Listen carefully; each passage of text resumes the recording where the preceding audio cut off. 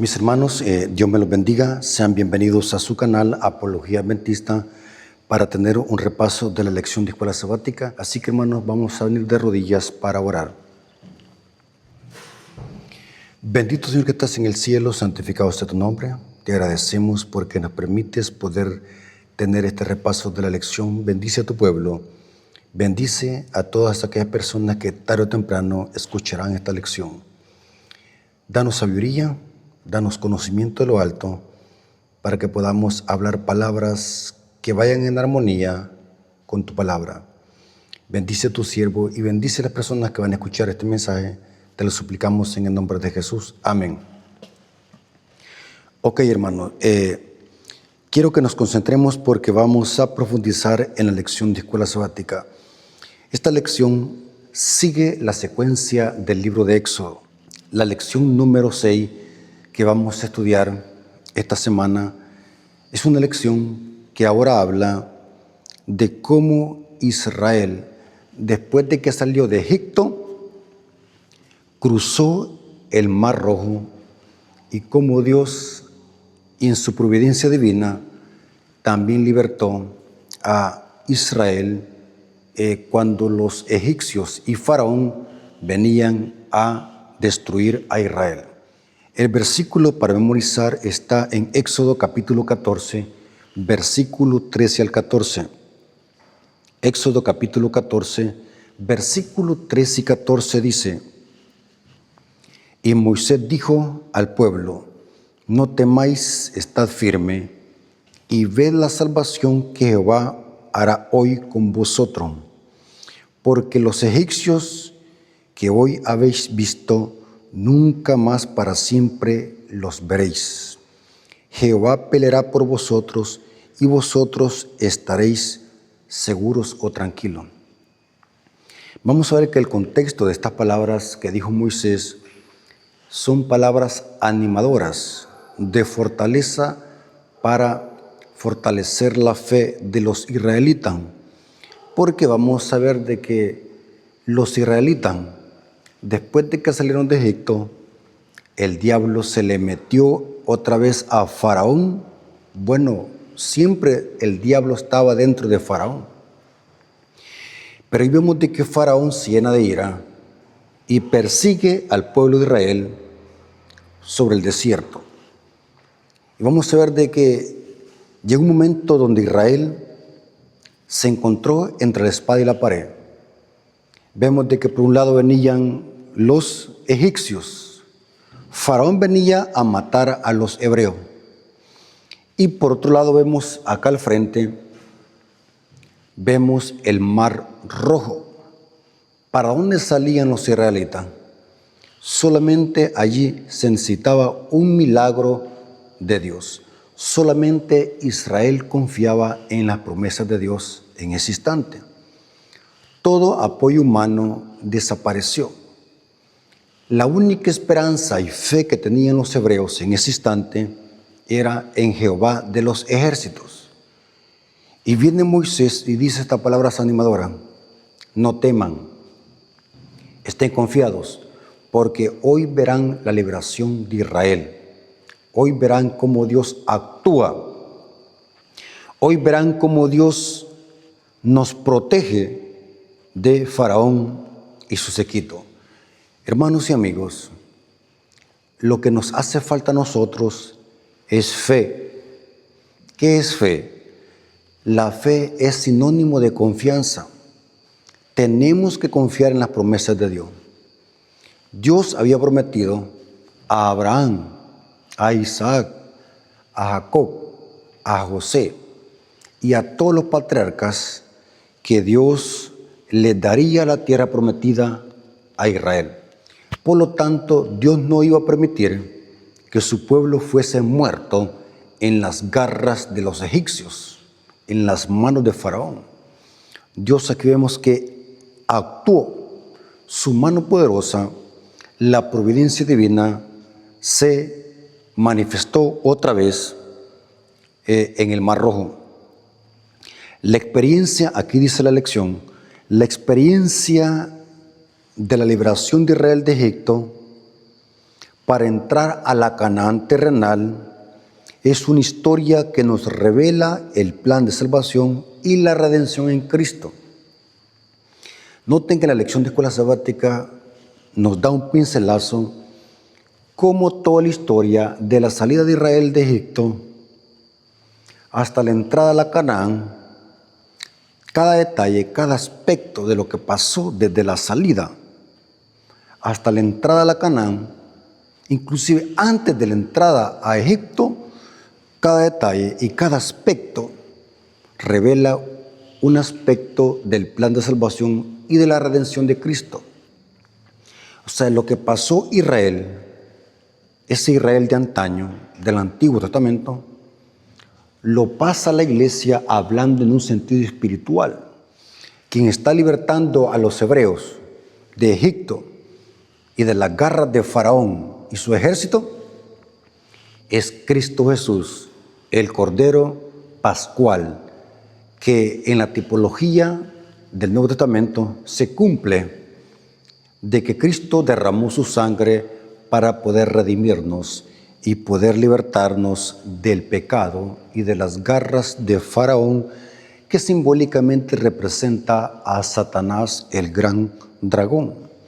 Dice aquí la lección: desde el punto de vista humano, los hijos de Israel se encontraban en una situación desesperada. Viene un ejército con armas para matarlos, no era para dialogar. Faraón venía directo a matarlos. Y vemos acá atrás, vemos un mar. ¿Para dónde iban a salir? Habían dos opciones: los mataba Faraón o se ahogaban en el mar. Estaban entre la espada y la pared. O sea, era una situación desesperante. ¿Cuántos hemos pasado por situaciones desesperantes? Todo. Lo que pasa es de que nos hace falta un detalle: confiar en Dios. Hermanos y amigos, mientras estemos en este mundo, vamos a tener pruebas, vicisitudes, persecuciones por amor a Cristo. Siempre ha sucedido así. El problema no está en si tenemos pruebas o no. El problema está, ¿saben en qué está? En nosotros que desconfiamos de las promesas de Dios. No confiamos. Nos olvidamos de las promesas de Dios. Nos olvidamos que tenemos un Dios todopoderoso, un Dios grande, creador de los cielos y la tierra, que para Él no es difícil solamente con mover un dedo, si usamos ese antropomorfismo. Solamente con mover un dedo puede libertar a Israel de Egipto. Dios no necesita hacer grandes esfuerzos para poder protegernos.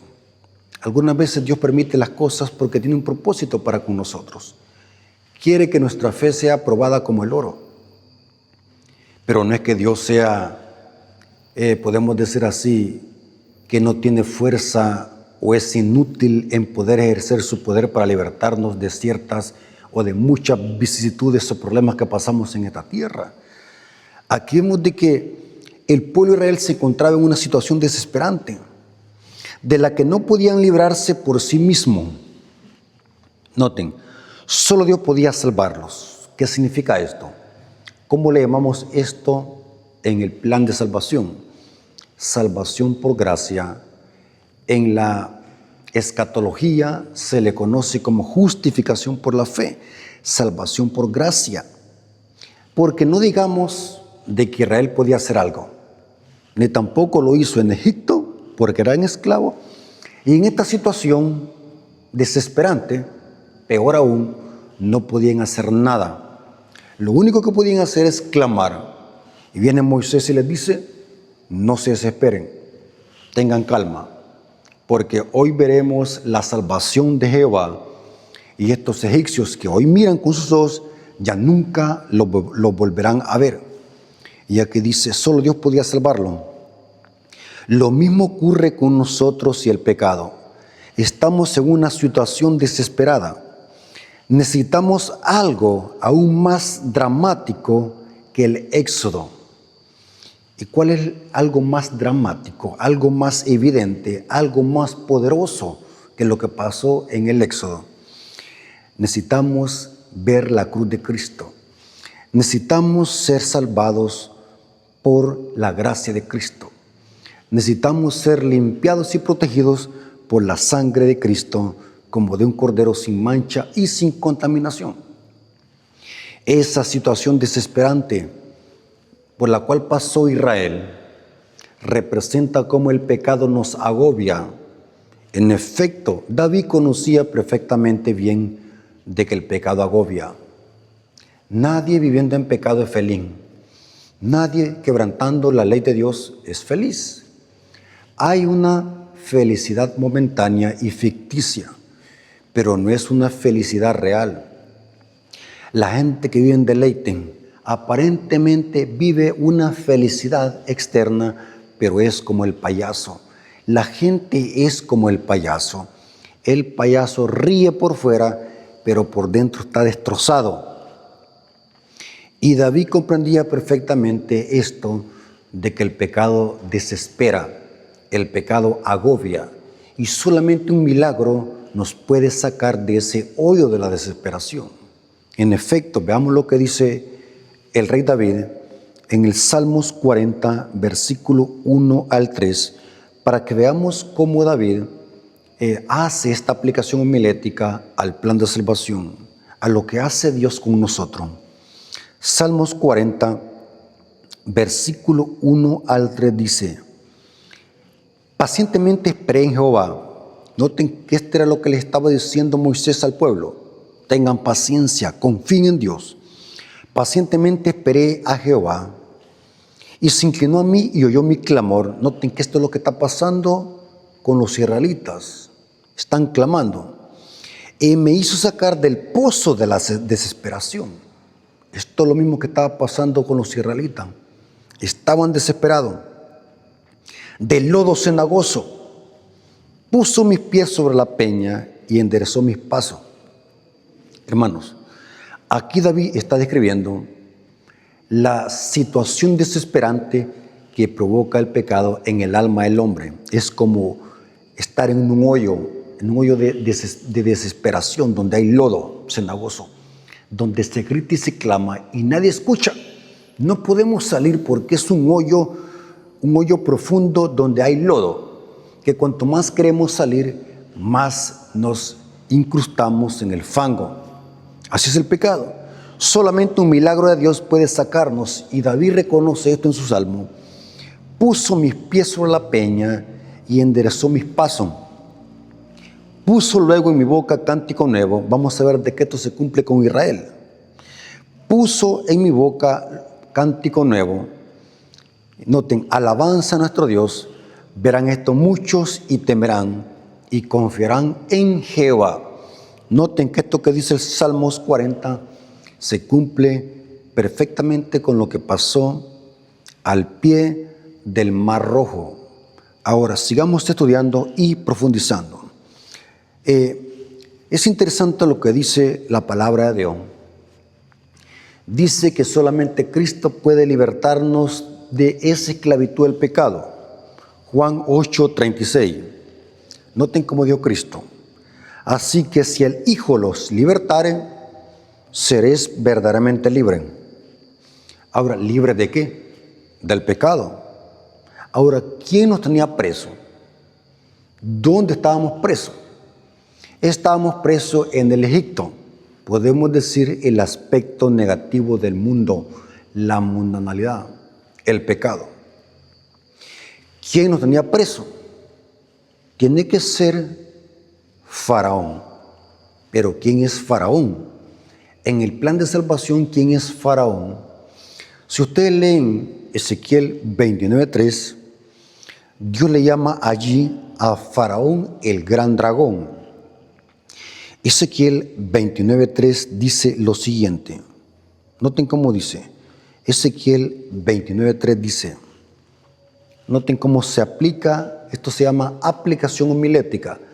Los profetas toman un símbolo y hacen la aplicación a persona. Así ha dicho Jehová el Señor. He aquí yo estoy contra ti, Faraón, rey de Egipto, el gran dragón, que yace en medio de los ríos, el cual dijo, noten que porque Faraón se hacía pasar como Dios, se creía un Dios, porque él dijo, mío es el Nilo, pues yo lo hice. El Nilo era un río. Pero aquí noten que lo que está diciendo Faraón es una blasfemia. Está haciéndose pasar como Dios, porque el único creador de los cielos y la tierra y del Nilo es Jehová de los ejércitos. No es Faraón. Pero noten que aquí se le llama el gran dragón, que en las culturas antiguas se le conocía como el gran Leviatán. Leviatán era un gran dragón de 7 cabezas que yacía en medio de la agua. Y en Apocalipsis el término de dragón es el Leviatán, que es como una serpiente con alas, tipo como un dragón. Ese término Juan en Apocalipsis se lo aplica al diablo. En efecto, si hacemos la aplicación tipológica y homilética, quien nos tenía esclavizados era Satanás, el gran dragón. Hebreos 2, versículo 14 al 15. Así que por cuanto los hijos participaron de carne y sangre, él también participó de lo mismo. Noten que está hablando de la encarnación de Cristo. Para destruir por medio de la muerte al que tenía el imperio de la muerte. Noten que había un emperador. Había un emperador que nos tenía esclavizado. Al que tenía el imperio de la muerte, esto es al diablo. Y librar. Noten, Cristo con su muerte nos libra de las garras del emperador que es el diablo. Y librar a todos los que por el temor de la muerte estaban durante toda la vida sujetos a servidumbre. Si nos libra Cristo, ¿cómo estábamos antes? Esclavizados, ¿por quién? Por el faraón. ¿En dónde? En el Egipto espiritual, que representa el mundo pero en el aspecto negativo del pecado. Ahora, hermanos, pasemos al día domingo. El día domingo trae como título, vayan y adoren al Señor. El contexto de estas palabras es lo que dice Faraón. Faraón, al ver de que no podía hacer nada y que su orgullo de hacerse pasar como Dios no tenía nada que ver con el poder de Dios soberano de los ejércitos, vemos de que Faraón cede, pero por miedo, cede por miedo en dejar ir a Israel de Egipto. Pero noten que Faraón dice una extraña petición. Ahora vamos a analizar desde una forma profunda o desde una perspectiva profunda qué lo llevó a Faraón a decir estas palabras. Vayan y adoren al Señor. Pero hay algo más interesante que Faraón dice respecto a sí mismo y que se lo pide a Moisés y a Aarón. Noten cómo dice Éxodo capítulo 12, versículo 31 al 32. Faraón en estos versículos hace una extraña petición a Moisés y a Aarón, estos dos hermanos. Éxodo capítulo 12, versículo 31 al 32. E hizo llamar a Moisés y a Aarón de noche. Aquí está diciendo lo que Faraón mandó llamar a estos dos hermanos. Y les dijo, salid de en medio de mí, pueblo vosotros y los hijos de Israel, y servid a Jehová. En otras palabras, Faraón está diciendo, los he mandado a llamar porque les quiero decir algo. Váyanse inmediatamente de Egipto. Salgan todos los hebreos de Egipto.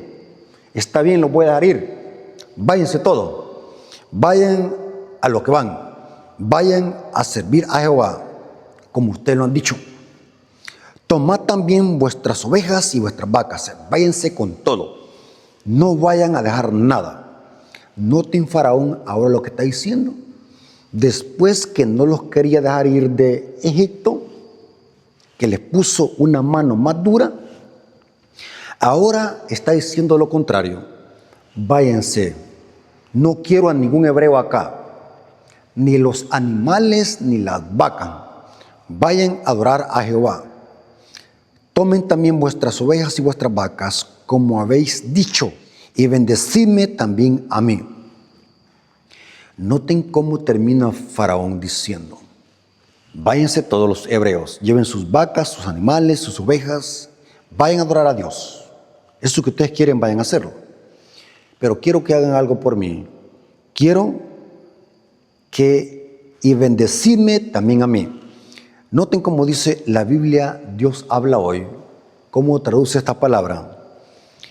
Y bendíganme a mí y ruegan a Dios por mí. Noten qué interesante lo que está diciendo Faraón. Un rey que se hacía pasar por Dios, se creía como Dios. Pero ahora vemos que está diciendo una extraña petición. Oren por mí, rueguen a Dios por mí. Ahora la pregunta es, ¿por qué Faraón dijo esta extraña petición? Inclusive vamos a ver que todos los egipcios, no solamente Faraón, todos los egipcios están desesperados para que los israelitas se vayan prestamente. Noten que ahora todos los egipcios, toda la nación de Egipto, están desesperados para que los israelitas se vayan de Egipto. Ya no los queremos ver. En otras palabras, por su culpa están cayendo estas desgracias a nosotros. Váyanse, llévense todo, no dejen nada. No queremos ver nada de ustedes. Esto dice Éxodo capítulo 12, versículo 33 al 36. Éxodo capítulo 12, versículo 33 al 36. Y los egipcios apremiaban al pueblo dándose prisa a echarlos de la tierra, porque decían: todos somos muertos. En otras palabras, si ustedes se quedan aquí, Dios va a acabar con nosotros y todos seremos muertos. E hicieron los hijos de Israel conforme al mandamiento de Moisés, pidiendo de los egipcios aljabas de plata y de oro y vestidos, y Jehová dio gracia al pueblo delante de los egipcios, y les dieron cuanto pedían. Así despojaron a los egipcios. Quiero que nos imaginemos lo que está pasando acá. Los israelitas dijeron: bueno, los vamos todos, con todo lo que tenemos acá, nuestras ovejas, nuestras vacas, nuestras mujeres, nuestros niños, todo lo llevamos, nuestra ropa, la masa leudada, todo lo llevamos. Pero quiero que nos den su oro. Todas esas joyas que tienen, las queremos. Y los egipcios le dieron: llévenselo. Agarren todo el oro que quieran, llévenselo. Porque Dios tenía un plan. Este oro iba a servir para construir más tarde el santuario. Ahora la pregunta es: ¿por qué Dios necesita el dinero de los impíos? ¿Por qué Dios necesitaba el oro de los egipcios que lo dedicaban a sus deidades idólatras? ¿Por qué Dios ahora lo pide a través de los hebreos? La respuesta es sencilla: porque ese oro no era de los egipcios. Dice la Biblia en Ageo 2:8: mía la plata y mío es el oro. Lo que pasa es que el diablo es un usurpador que roba lo que a Dios le pertenece. Por eso es que Dios le dice a los hebreos: pídanle todo el oro que tienen, llévenselo, porque más tarde eso iba a servir para construir el santuario. Ahora, pero lo que no hemos respondido es: ¿por qué Faraón hizo esta petición extraña? Oren por mí, bendíganme a mí, rueguen a Dios por mí, bendecime también a mí. ¿Cómo el gran dragón está diciendo esta extraña petición? Pidan a Dios por mí, oren por mí. Si antes había estado diciendo: yo no sé quién es Jehová, ni tampoco dejaré ir a su pueblo. Un apóstata rebelde, arrogante, que se hace pasar por Dios, que niega abiertamente al Dios de los ejércitos. Ahora está diciendo lo contrario. Le está diciendo a Moisés: rueguen a Dios por mí, pídanle por mí. Ahora, es interesante lo que dice el comentario bíblico adventista. ¿Por qué esta extraña petición? Y antes de leer lo que dice el comentario bíblico adventista, quiero opinar algo. Hermanos, mucha gente en el mundo Y también en las iglesias hay, hermano. No podemos hacer excepción de personas. Aún en las iglesias hay gente que solamente cuando está en aprieto, cuando está en un callejón sin salida, le pide a Dios y empieza a aparentar un cristianismo genuino. Pero cuando le pasan las desgracias, vuelve a la misma vida pecaminosa y mundana. Gente que busca la religión, gente que busca las iglesias por miedo. Esto es obra del diablo, hermano, y hay que tener cuidado porque es una obediencia por miedo. Pasando el peligro y pasando el miedo, la gente vuelve a seguir en la misma vida corrupta. Aunque no podemos juzgar la intención del corazón, pero esta es una actitud muy común en muchos cristianos y en mundanos, que cuando se ven en aprietos, buscan la religión, llaman a la gente que ore por ellos. Inclusive, noten cómo el diablo actúa. Muchos adventistas dicen, y eso lo dice Elena de White en sus libros. Yo tengo esa cita. Elena de White dice que muchos por quebrantar la ley de salud están enfermos y postrados en la cama.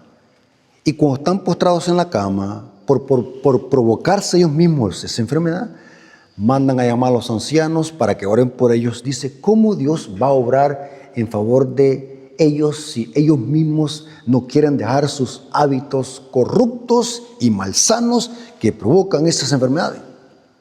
Noten que mientras están en una cama postrados, bien entubados, se hacen bien sedita, se hacen bien plumita, mandan a llamar a los ancianos, mandan a llamar al pastor para que el pastor los unja. Y no estoy diciendo que eso sea malo, porque puede haber una conversión genuina, pero estoy analizando aquí casos que ya se han dado, que gente cuando se ven aprieto busca la religión, pero pasándole el peligro vuelve a lo mismo. Y esto siempre ha sido así, que mientras la gente no le pasa nada, ahí pasan comiendo comida chatarra, bebiendo Coca-Cola, desvelándose, bebiendo comidas o comiendo comidas que hacen daño a la salud. Y mientras la gente no le pasa nada, ahí están consumiendo lo que se les ponga en frente. Cuando les caen las enfermedades, empiezan a llamar a todo el mundo para que oren por ellos. Hermano, ore por mí. Y claro que hay que orar por las personas. No podemos conocer el corazón. Oremos. Pero es bien importante que reconozcamos de que la obediencia por miedo, como lo hizo aquí Faraón, es una obediencia hipócrita. Faraón, al verse acorralado de que ya el agua había llegado al cuello y aceptaron los egipcios, vamos a morir todos. Así que si esta plaga ha devastado a todo Egipto de la muerte de los primogénitos, puede ser que venga otra y nos mate a todos. Así que váyanse todos. Y ahora Faraón les dice, rueguen por mí, váyanse, pero rueguen por mí. Vamos a ver lo que dice el comentario bíblico adventista sobre esta expresión. Dice, las palabras de ellos le habían traído una maldición. ¿Cuáles palabras? Las palabras de Moisés a Faraón. Podría ser que sus palabras le trajesen también bendición. Noten, según la mentalidad de Faraón, él decía, y tiene sentido, aunque la Biblia no lo diga textualmente, pero hay que usar la lógica. Seguramente, y esto no lo descartamos, seguramente Faraón dijo en su mente, por la palabra de estos hombres de Dios, vino una maldición a mi nación. Así que significa que si esto hacen lo contrario, vendrá una bendición para mí. Noten. Y les dice a estos dos hermanos, a Moisés y Aarón, rueguen por mí, oren por mí. Noten. ¿Pero por qué? No porque estaba arrepentido, no lo vayamos a confundir. Faraón está pidiendo bendición para escapar del peligro, pero su corazón sigue duro. Faraón no quiere arrepentirse, su corazón está lleno de grosura, del orgullo. Noten, no hay registro de cómo fue recibido su pedido, Pero el solo hecho de que hubiera sido formulado es una indicación notable de cuán humillado estaba su orgullo. Noten, el orgullo de Faraón fue humillado, pero su corazón no fue arrepentido ni contristado por el Espíritu Santo. Porque vimos la semana pasada de que Faraón cometió la blasfemia contra el Espíritu Santo. Y el orgullo de Faraón fue doblegado, pero su corazón seguía ¿qué? Duro. O sea que estas palabras, oren por mí, era por miedo. Tengamos cuidado, hermanos, por miedo. Noten como dice Elena de White, en el libro Dones Espirituales, tomo 3, página 246, hablando de estas palabras de Faraón, cuando dijo, oren por mí, pidan por mí. ¿Qué significa o cuál es el contexto de esta palabra? La hermana Elena de White nos da un pincelazo más amplio. Dones Espirituales, tomo 3, página 246, dice, Faraón también le rogó a Moisés que lo bendijera, pensando esta vez que una bendición del siervo de Dios lo protegería de efectos posteriores de la terrible plaga. O sea que estaba pidiendo para librarse del castigo divino, no para librarse del pecado. Son dos cosas distintas, hermanos. Muchas veces nosotros le tenemos miedo a las consecuencias del pecado, no al pecado mismo. Hay quienes dicen, esto no lo hago porque si lo hago me va a traer consecuencias, así que por las consecuencias mejor no lo hago. Dando a entender de que si no hubiesen consecuencias atroces, lo hicieran. O sea, ese es un falso arrepentimiento. Yo le llamo remordimiento, obediencia por miedo. ¿Cómo es el arrepentimiento genuino? Es cuando la persona se constrita, se aparta del pecado y le pide perdón a Dios por sus actos malos. Faraón lo que estaba pasando era miedo que tenía. Miedo. Oren por mí, pídenle a Dios. Si Dios trajo la maldición a esta tierra de Egipto por medio de su palabra, significa que si ustedes ahora dicen lo contrario, vendrá una bendición para mi nación y esto me librará de efectos posteriores a la plaga de los primogénitos. Noten qué interesante la mentalidad de Faraón. Muchas veces así somos nosotros, que le tenemos miedo a las consecuencias del pecado, no al pecado mismo.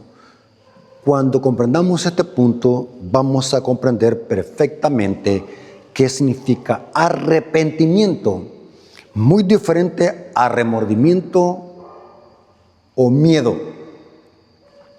Pasemos al día lunes. El día lunes dice la consagración de los primogénitos. Ahora, ¿cuál es el contexto de esta palabra? La última plaga mató a los primogénitos de Egipto, aún los primogénitos de los animales. Muy diferente, Dios protegió a los primogénitos de los hebreos. Vemos aquí, por un lado, la destrucción de Dios y por otro lado, la protección de Dios. Dios, a través de la plaga de los primogénitos, mató a todos los primogénitos de los animales de Egipto y de los egipcios, menos de los hebreos. Los primogénitos de los hebreos fueron protegidos por la sangre del Cordero. Vemos a Dios acá, actuando en su misericordia y actuando con su justicia. Muy interesante. Ahora, vamos a ver que después de que salen de Egipto, Dios les dice a los israelitas que se consagraron los primogénitos para Jehová. Esto es la consagración de los primogénitos que fueron protegidos del ángel destructor a través de la sangre del Cordero. Y Dios les dice a los israelitas a través de Moisés. Esto fue cuando salieron de Egipto. Éxodo capítulo 13, versículo 1 al 2 dice, Jehová habló a Moisés diciendo, conságrame todo primogénito. Esta palabra primogénito significa el primer nacido, el hijo primero que nace en la familia, primogénito. Conságrame todo primogénito, cualquiera que abre matriz entre los hijos de Israel, así de hombres como animales, mío es. Noten, la ley decía que los primogénitos de animales y de familia eran cosa consagrada a Jehová. Esta se le conocía como la ley de consagración de los primogénitos.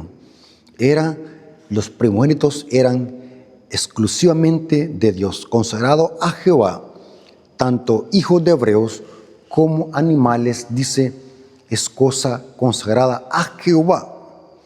Ahora, ¿qué podemos aprender de esto? Dice la lección acá, en el día lunes trae un comentario. Un principio que se subyace tras este mandato es que todo pertenece a Dios, pues es nuestro creador y el dueño de cuanto existe. Del Señor es la tierra y su plenitud, el mundo y los que habitan en él. Salmo 24:1. Mía es la plata y mío es el oro, dice Jehová de los ejércitos. Ageo 2:8. Los primogénitos de los israelitas eran el primer fruto de las bendiciones concedidas a ellos por Dios. Eran también una señal de su total consagración a Él y de que comprendían que todo lo que poseían procedía solamente de Dios, de Él. Noten qué significaba la consagración de los primogénitos. Recordar a los israelitas que todo lo que hay en el mundo, en el universo, pertenece a Dios. Y que Dios nos da la fortaleza para tener todo lo que tenemos. Dios dice, mía es la plata y mío es el oro. Esto significaba que los primogénitos de los hebreos y los animales eran cosas dedicadas a Jehová, para que se recordaran de que Dios es el dueño de todo cuanto tenemos. Ahora, es interesante. Quiero ampliar un poco sobre este punto. Cuando estaba estudiando la lección de escuela sabática en este tópico de los primogénitos del día lunes, se me vino a la mente de que Cristo en la Biblia también se le llama primogénito. Ahora, ¿qué es primogénito? Les acabo de decir, significa primer nacido. Primogénito, primer nacido. Pero vamos a ver de que a Cristo se le aplica este término de primogénito. Colosenses 1:15 dice, Él es la imagen del Dios invisible, el primogénito de toda la creación. Este versículo ha tenido acalorado debate durante toda la historia. Muchos protestantes que tienen tendencias arrianistas. ¿Qué es el arrianismo? El arrianismo proviene de Arrio. Era un sacerdote que apostató, un sacerdote de la Iglesia Católica que apostató. Que este sacerdote católico empezó a enseñar, basado en este texto de Colosenses 1:15 y de muchos textos más. Está otro también en Apocalipsis 3:15. Arrio sostenía de que la palabra primogénito, en griego protócocos, significa que Cristo fue la primera creación del Padre. O sea, según el arrianismo y de muchas sectas protestantes arrianas, sostienen de que Cristo no es Dios, sino que es la primera creación del Padre. Hay un arrianismo también disfrazado que sostienen de que Cristo nunca existía, sino que vino a existir en un determinado tiempo antes de la eternidad, vino a existir porque el Padre lo engendró y salió dentro de él. O sea, Cristo vino a existir cuando el Padre lo sacó dentro de él. Miren qué teoría bien extraña y confusa. Pero es interesante que Arrio sostenía de que Cristo era la primera creación del Padre. O sea, Cristo fue lo primero que Dios creó. O sea, según la teoría de Arrio, Dios, la primera creación que creó fue a Cristo. Cristo no existía, vino a existir antes de la eternidad cuando el Padre lo creó. Y se usa este versículo porque aquí dice que Cristo es el primogénito de toda la creación. Me puse a investigar qué significa la palabra primogénito. La palabra primogénito gramaticalmente es protócocos. Repita conmigo, protócocos. Si usted tiene duda, busque una concordancia Strong o un léxico griego y hebreo. La palabra que Pablo usa ahí es protócocos. Lucas también la usa cuando dice que Cristo es primogénito de María. Eso está en Lucas 2:7. Pero es interesante que me puse a investigar desde una forma profunda. Si tomamos la gramática textualmente, podríamos creer de que Cristo es la primera creación del Padre, el primogénito. Noten. Pero me puse a investigar, hermanos, por eso es importante que a la hora de estudiar un versículo bíblico lo armonicemos con toda la Biblia. Ese es el problema de muchas iglesias protestantes que hacen doctrina con versículos aislados de contexto. Si tomamos este versículo gramaticalmente, se podría entender de que Cristo es la primera creación del Padre, si usamos la gramática. Pero es importante que a la hora de interpretar un texto, lo armonicemos con todo lo que dice la Biblia, especialmente el contexto. Me puse a investigar que la palabra primogénito es protócocos, pero el protócocos en la Biblia se puede usar literalmente o figurado. Pero es interesante que en la Biblia a Jacob se le llama mi primogénito. Ahora, ¿cómo así? Pero era Esaú, que era el primogénito de estos dos varones. Pero en la Biblia se le aplica el término primogénito a Jacob, porque el término primogénito se puede usar literal o figurado. En este caso, ¿cómo se debe interpretar el protócocos? Acá en Colosenses 1:15. Si leemos el contexto de Colosenses 1:15, vamos a notar que el protócocos acá no debe de tomarse literal, sino figurado.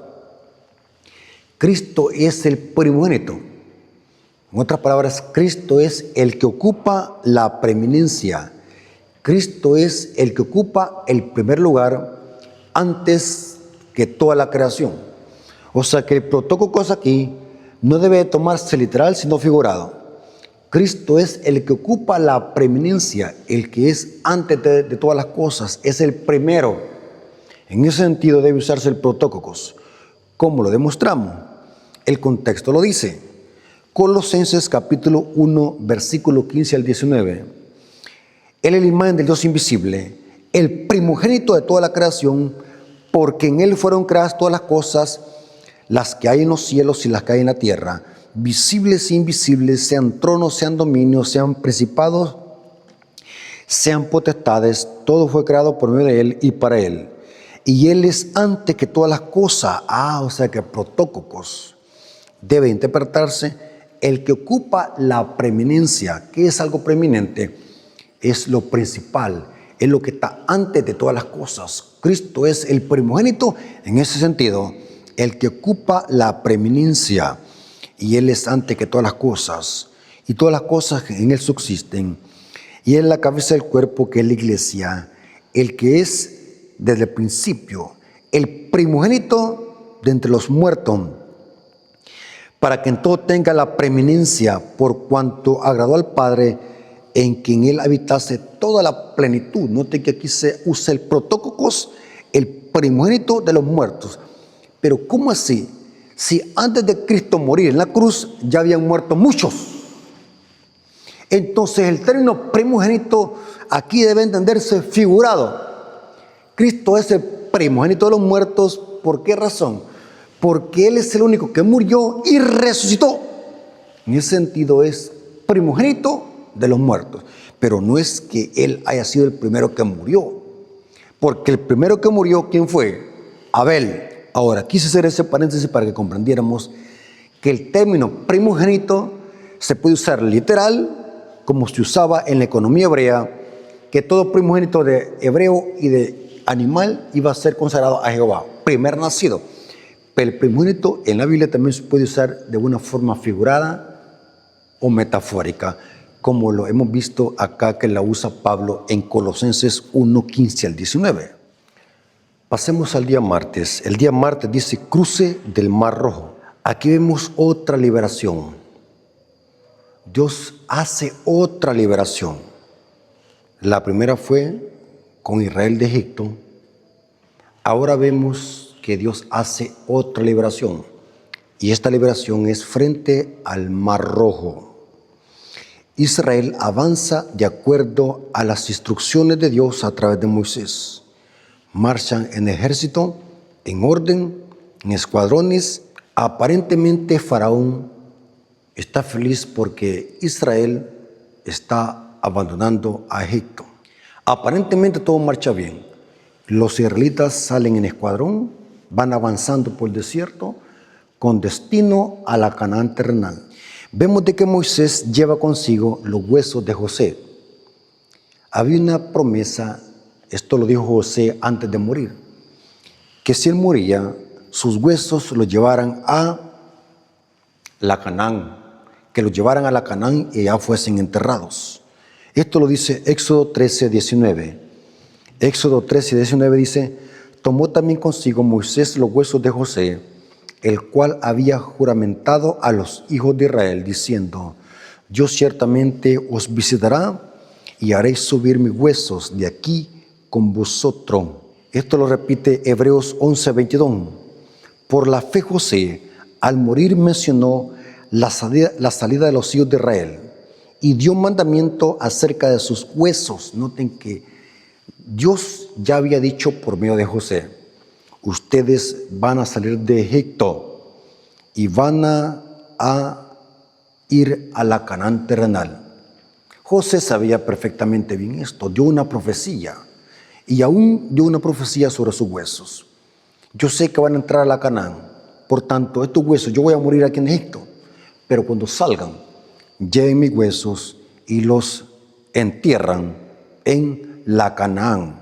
Esto lo dice Génesis 50, versículos 24 al 25, la profecía de José. Ahora, pero vamos a ver de que ahora los israelitas salen. Imaginemos, los israelitas salen de Egipto, el gran escuadrón, multitud de hebreos. En esa multitud se añadió una multitud mixta, gente de otras naciones que estaba allí cautivo en Egipto. Salen en escuadrones, en orden, marchando. Viendo ese panorama, vamos a ver de que ahora Faraón persigue a los hebreos para matarlo.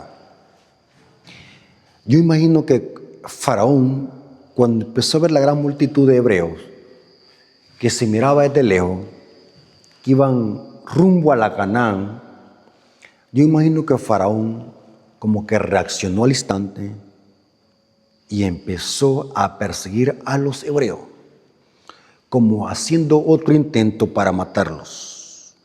Esto dice Éxodo 14, 9 al 10. Éxodo 14, versículo 9 al 10.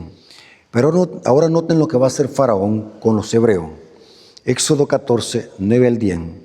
Siguiéndolos, pues, los egipcios con toda la caballería y carros de Faraón y su gente de a caballo y todo su ejército, los alcanzaron acampados junto al mar. Y cuando Faraón se hubo acercado, los hijos de Israel alzaron sus ojos, y aquí que los egipcios venían tras ellos, por lo que los hijos de Israel temieron en gran manera y clamaron a Jehová. Imaginemos lo que está pasando. Los israelitas van tranquilos, felices, sabiendo que van para la Canaán terrenal, tierra donde fluya leche y miel. Pero de repente escuchan un rumor y se dan cuenta, volteen a ver hacia atrás, se dan cuenta que Faraón con todo su escuadrón, con gente de a caballo, venían a matarlo. Imaginen qué sorpresa. De repente se dan cuenta que viene un ejército para matarlo. Y cuando vieron eso, dice, clamaron a Jehová. Dice la lección acá: el Faraón reveló ahora los verdaderos motivos de su corazón. No estaba convertido y nunca se arrepintió de verdad. Su petición a Dios para que lo bendijera era una farsa, tal vez un autoengaño. Reunió a su ejército y fueron tras sus esclavos fugitivos. Cuán totalmente cegado por el pecado estaba realmente este hombre. El diablo lo había poseído. Faraón persigue a los israelitas para tratar de matarlos, como queriendo decir, este es mi último intento. Si no son míos, de nadie serán, los voy a matar. Y dice la Biblia que para eso iba el objetivo de Faraón, con su ejército, con su escuadrón, con su cuadrilla, con gente de carro. Venían a matar a los hebreos. Por eso es que tuvieron miedo a los hebreos y clamaron. Ahora, noten lo que dice el día miércoles. El día miércoles edifica sobre el día martes. Dice el día miércoles, avanzad por fe. Ahora, vamos a ver que ahora Israel se encuentra frente al Mar Rojo. Un enorme mar. Dígame, eso da pánico. Ver de que viene un ejército a matarlo, y aquí tenemos un gran vasto mar. Solamente ver ese mar, bueno, yo no puedo casi nadar. Solamente ver ese mar, yo digo que me desmayo de miedo. Esto debió ser terrible para los hebreos. Un caos, una desesperación, una angustia de muerte, que venía la muerte, y no podían tirarse al mar. ¿Cómo iban a hacer con los animales, con los niños y con las mujeres embarazadas? ¿Cómo iban a hacer? Solamente un milagro de Dios esperaban. Por eso clamaron. Vemos la fe y la convicción de Moisés en contraposición a las murmuraciones. ¿Saben de cuando los israelitas estaban frente al Mar Rojo? Dice que de repente se oyó una murmuración de la multitud mixta. Esto lo corrobora el espíritu de profecía. Lo que provocaban la apostasía, la rebelión y la murmuración dentro del pueblo de Israel, Elena después le llama la multitud mixta. Era gente impía que salió por medio de las plagas, se unieron con Israel, pero que no estaban convertidos. Esta gente impía es la que provocaba los alborotos y la apostasía dentro del pueblo de Israel. No tardó la murmuración. Dice la Biblia que empezaron a decir, este Moisés nos trajo a morir acá en el desierto. Mejor no hubiéramos quedado allá en Egipto haciendo ladrillos, pero por lo menos íbamos a vivir. Empezó una murmuración contra Moisés. Estaban criticando al siervo de Dios. Nos trajiste a morir aquí en el desierto. Mira en la situación que estamos. Aquí hay agua y aquí vienen a matarlos con espada. ¿Para dónde vamos a salir? No tenemos ni tan siquiera alas para salir volando. Noten, pero ahora Moisés, en contraposición con estos apóstatas que estaban murmurando, ahora Moisés se levanta como líder. Aquí vamos a extraer varias enseñanzas de este ejemplo de Moisés. Ahora Moisés se levanta. ¿Para qué se levanta? Para animar al pueblo. Y noten las palabras animadoras del siervo de Dios. Los líderes verdaderos. Necesitamos en la iglesia líderes verdaderos que animen al pueblo, que cuando estén pasando por luchas, vicisitudes, pruebas, que animen al pueblo a seguir luchando. Que cuando un hermano haya caído, en lugar de hundirlo más, anímelo a seguir y anímelo a que se levante. Necesitamos líderes como Moisés, que sean valientes, que tengan amor a la obra de Dios, que sean capaces de dar hasta la vida por el amor a la obra de Dios. Moisés se levanta dando palabras de ánimo. Moisés no se levantó criticando al pueblo, aunque hubiesen motivos. Moisés se levantó con un mensaje de animar al pueblo. Y noten cómo dijo Moisés, Éxodo 14, 13 al 14. Noten la situación en que está Israel. Aquí hay agua y aquí vemos un ejército. Y Moisés se levanta. Y Moisés dijo al pueblo, no temáis, no teman, estad firme y ved la salvación de Jehová que hará hoy con vosotros. Qué palabras tan animadoras y poderosas. Palabras de confianza, convicción. No tengan miedo, estén firmes, porque hoy van a ver la salvación de Jehová que hará con vosotros. Porque los egipcios que hoy estás viendo nunca más lo volverás a ver. Jehová peleará por vosotros y vosotros estaréis tranquilos. Hermanos, esto se llama plena confianza en Dios. La mejor forma para describir la fe es este versículo. El apóstol Pablo dice en Hebreos, la fe es la certeza de lo que esperamos y la convicción de lo que no se ve. Pero esas palabras son muy técnicas. Yo siempre me gusta usar en lugar de fe, confianza, plena confianza en las promesas de Dios. Estén tranquilos que hoy Dios los librará. Hoy Dios hará un milagro con ustedes. Estén tranquilos, no tengan miedo. Dice la lección acá, puesto que Moisés confiaba de todo corazón en Dios y en su palabra, animó al pueblo, presentó 4 puntos cruciales acerca de cómo actuar en situaciones difíciles. Noten que esto es para nosotros. ¿Cuáles son estos 4 puntos? Noten lo que dijo Moisés, no teman.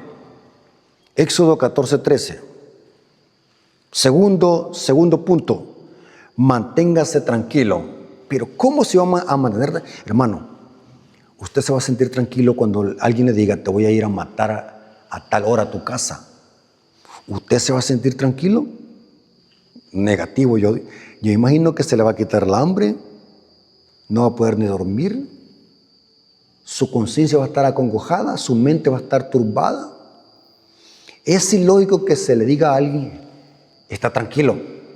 ¿Cómo voy a estar tranquilo si me han dicho que me van a venir a matar? Ahora Moisés le dice al pueblo, estén tranquilos.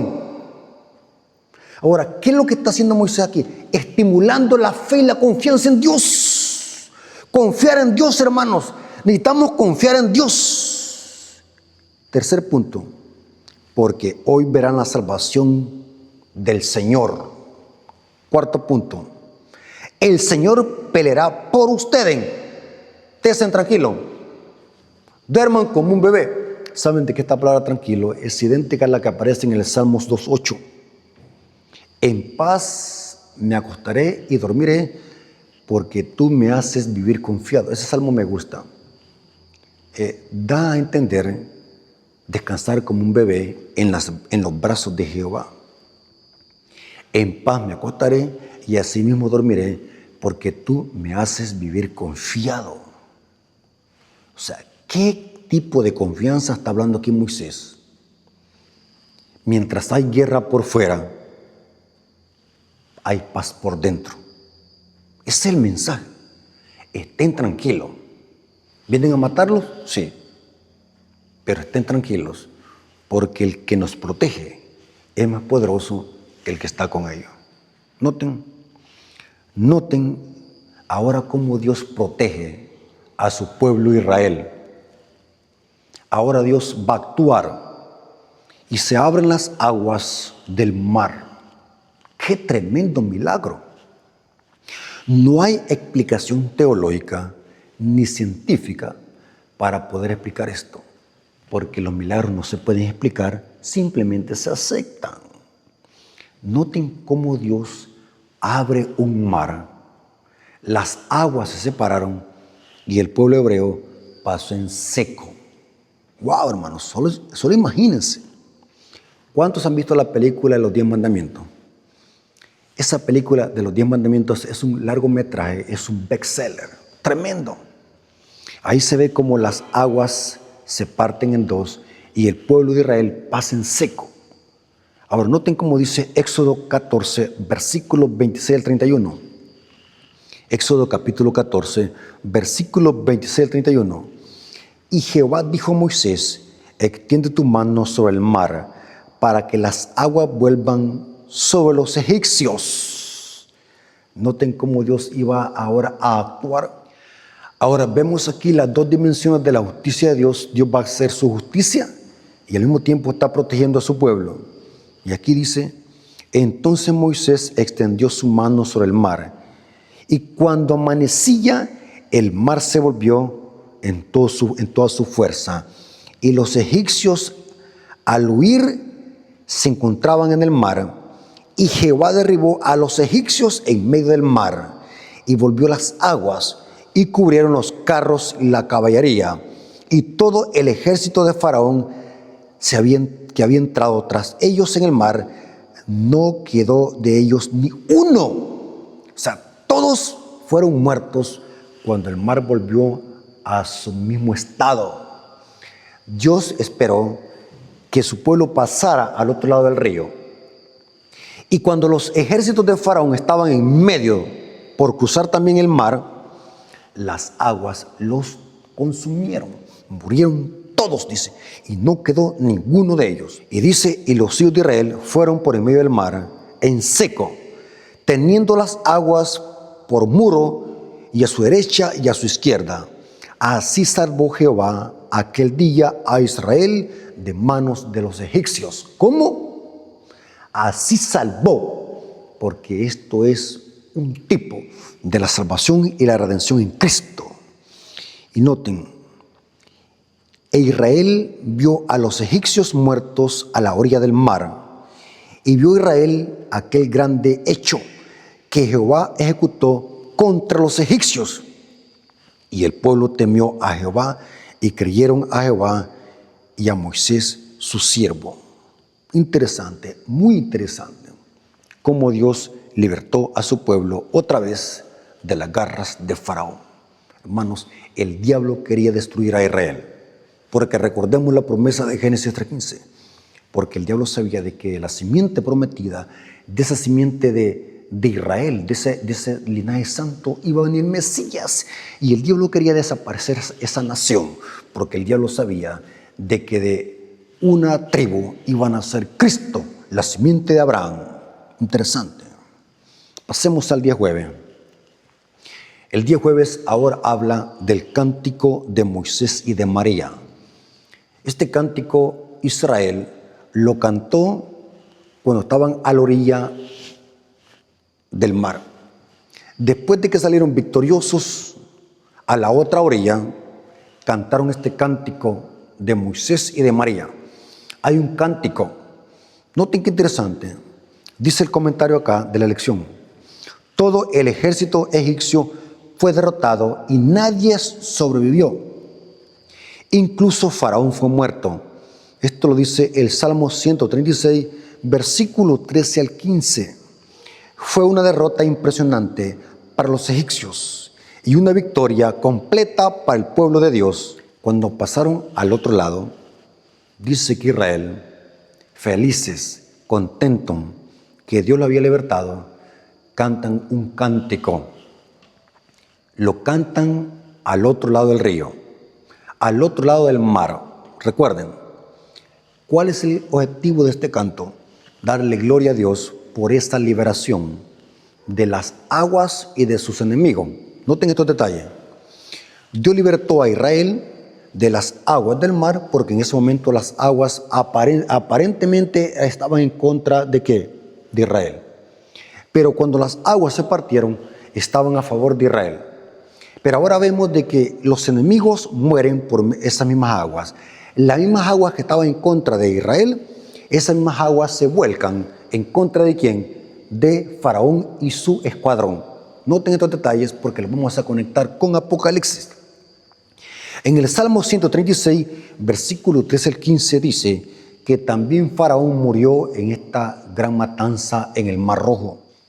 Dice el salmista: aquel que dividió el Mar Rojo en partes, porque para siempre es su misericordia, e hizo pasar a Israel en medio de él, porque para siempre es su misericordia, y arrojó a Faraón y a su ejército en el Mar Rojo, porque para siempre es su misericordia.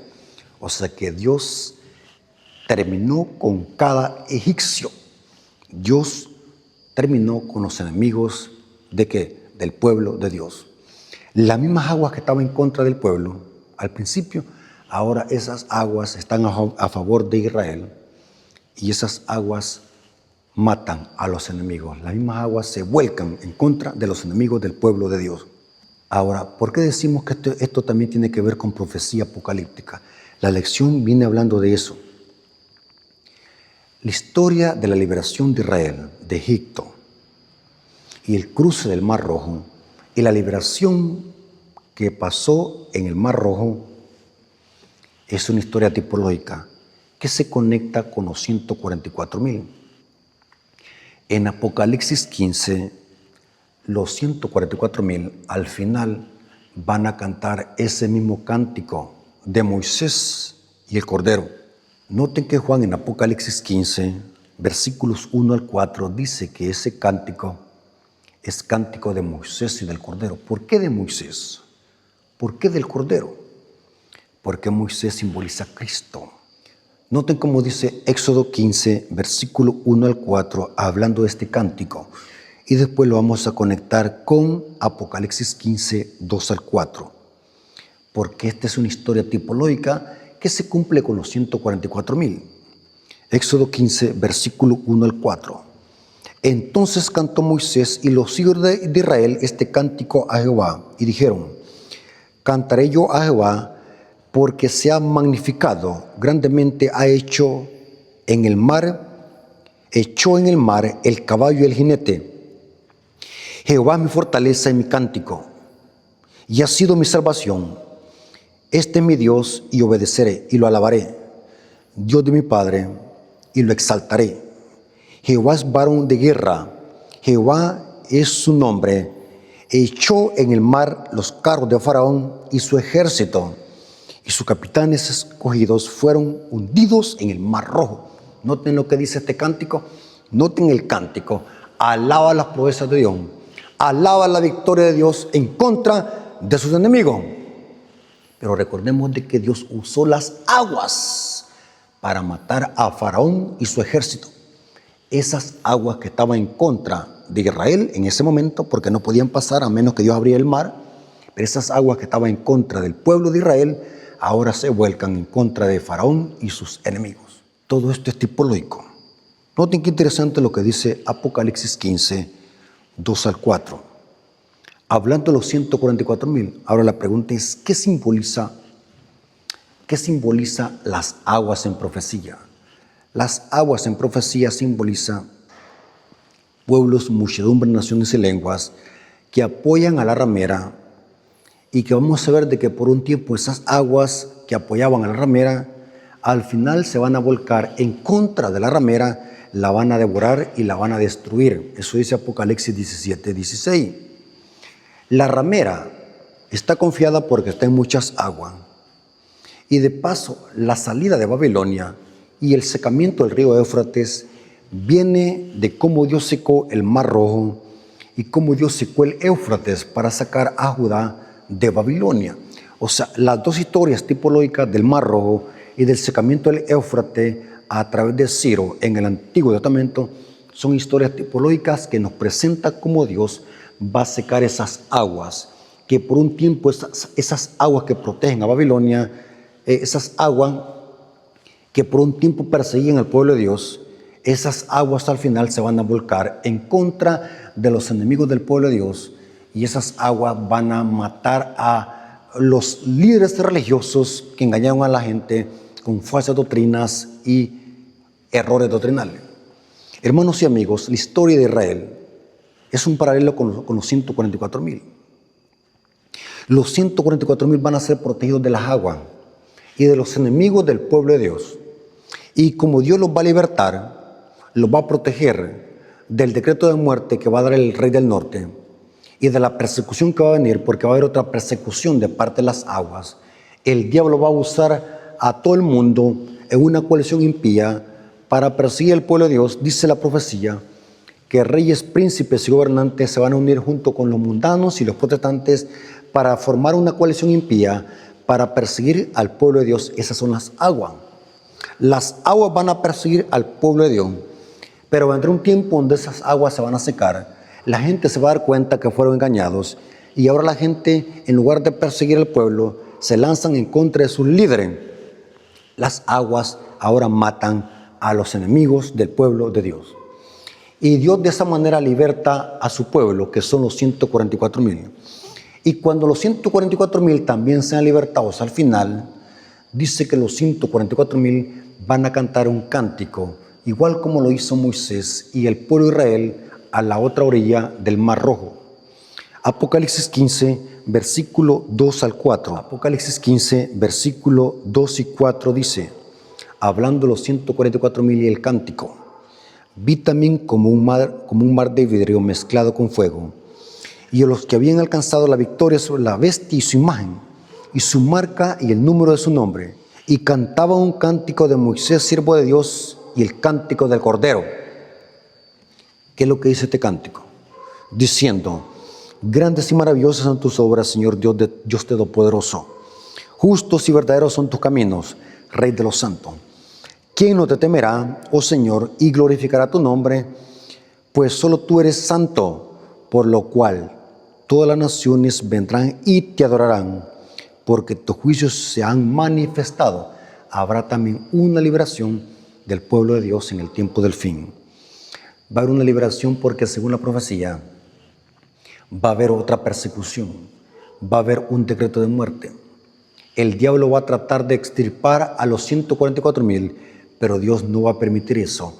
Dios libertará a su pueblo de las garras del rey del norte.